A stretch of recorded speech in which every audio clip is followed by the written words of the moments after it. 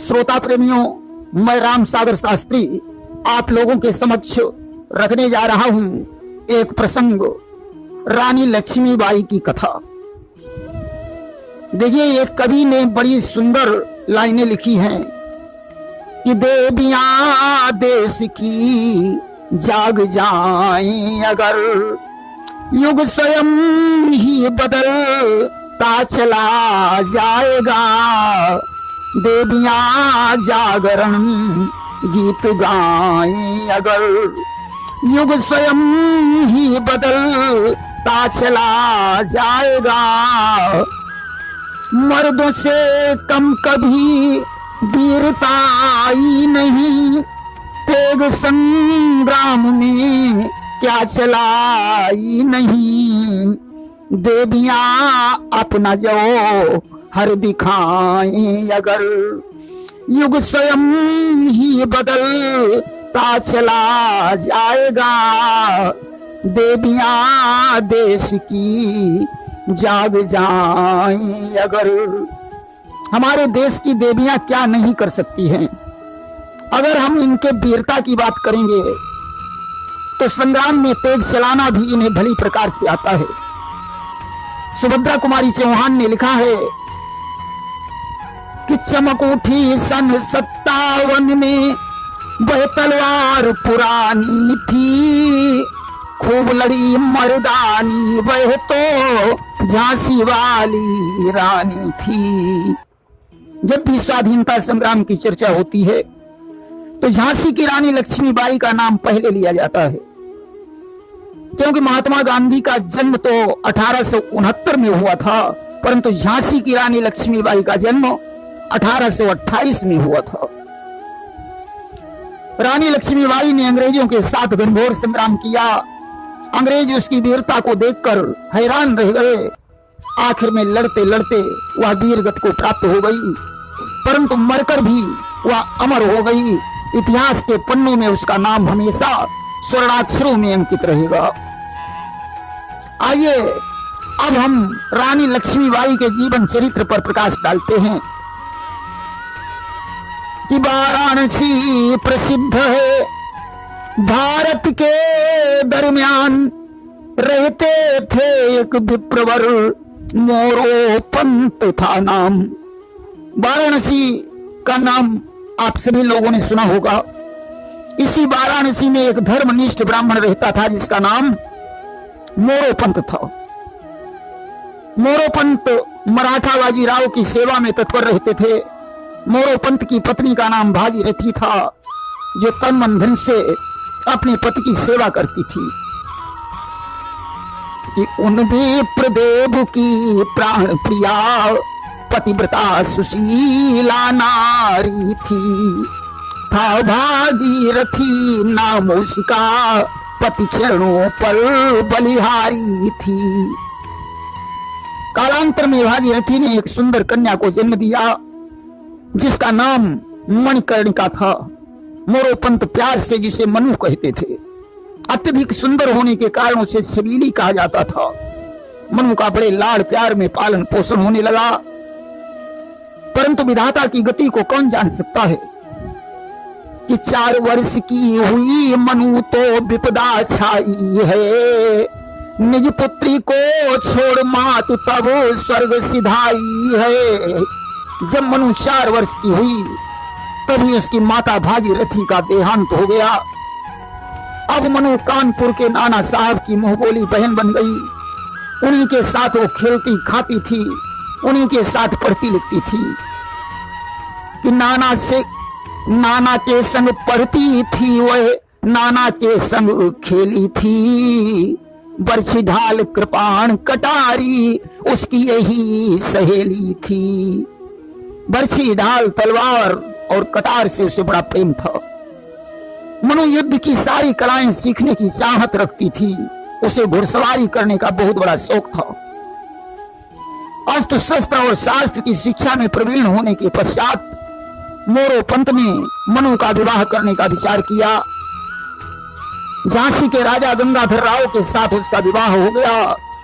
कि हुई वीरता की वैभव के साथ सगाई झांसी में, ब्याह हुआ रानी बने आई लक्ष्मीबाई झांसी में। आज वीरता की सगाई वैभव के साथ हो गई, अर्थात मनु झांसी की रानी बन गई। रंगमहल में बड़ा उत्सव मनाया गया। देखिए, गंगाधर राव छठे राजा थे। सिंहासन पर बैठने के 1 वर्ष बाद 1842 में इनका विवाह हुआ। उस समय लक्ष्मीबाई की अवस्था 14 वर्ष की थी। 1851 में यानी 9 वर्ष बाद लक्ष्मीबाई ने दामोदर राव नामक पुत्र को जन्म दिया। परंतु सत्य ही कहा गया है, तकदीर में लिखे हुए को कौन मिटा सकता है, कि तकदीर की लिखी को तदबीर क्या करे, रूठा हो बादशाह तो वजीर क्या करे। धीरे धीरे जब बच्चा 4 साल का हो गया तो उसकी मृत्यु हो गई। अब तो गंगाधर राव को राज्य के उत्तराधिकार को लेकर महान दुख हुआ। गंगाधर राव को गंभीर सदमा लग गया। उनकी हालत दिनों दिन खराब होने लगी। रानी लक्ष्मीबाई ने उनके दुख को कम करने के लिए एक बच्चे को गोद लेकर उसका नाम दामोदर राव रख दिया। 20 नवंबर 1853 में इन्होंने बच्चे को गोद लिया था, परंतु दूसरे ही दिन यानी 21 नवंबर 1853 में गंगाधर राव की मृत्यु हो गई। अभी इनके विवाह के 11 साल ही बीते थे कि भगवान ने इन्हें विधवा बना दिया। अब तो रानी पर दुखों का पहाड़ टूट पड़ा। कवियों ने सत्य ही लिखा है कि बिना पति के पत्नी का जीवन ही बेकार है, कि बिना पति सोना सब संसार, जब लो पति है तब लो पत है, बिन पति विपति हजार, बिना पति सोना है संसार। बिना पति के सारा संसार सोना है। रानी ने जैसे तैसे अपने जीवन को संभाला और उस बच्चे का पालन पोषण करने लगी। जिस समय ब्रिटिश इंडिया कंपनी के वायसराय डलहौजी को गंगाधर राव के मृत्यु की सूचना प्राप्त हुई तो वह खुशियों में डूब गया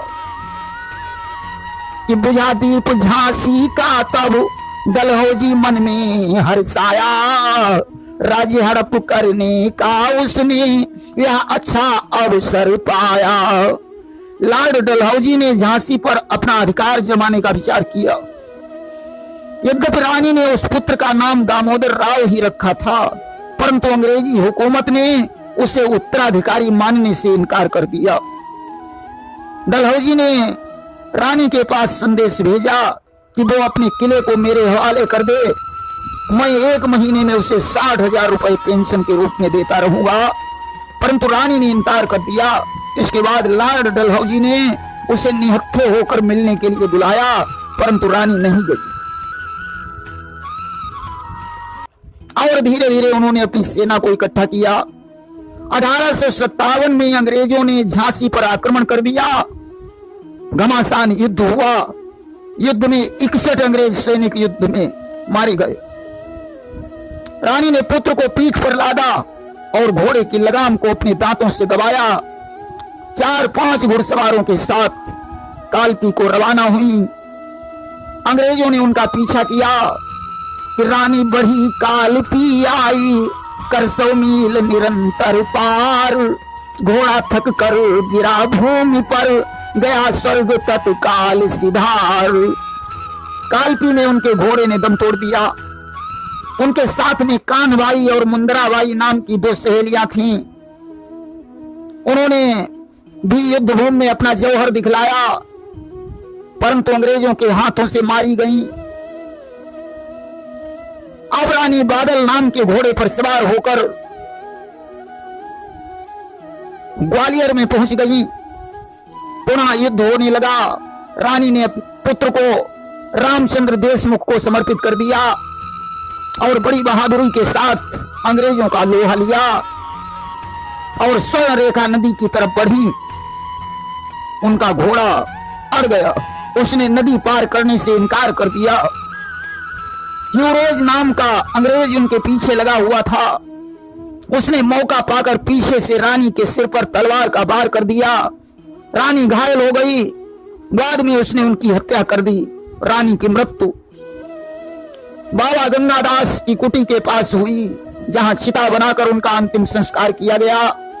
यह 18 जून 1858 की घटना है, जब रानी वीरगति को प्राप्त हुई। कि अभी उम्र कुल 23 की थी, मनुज नहीं अवतारी थी, हमको जीवित करने आई वन स्वतंत्रता नारी थी। उस समय रानी की अवस्था कुल 23 वर्ष की थी। रानी की समाधि ग्वालियर में है, जहां प्रतिवर्ष तमामों लोग उनके दर्शन के लिए जाते हैं। प्रेम से बोलिए सच्ची वीरांगना लक्ष्मीबाई की जय।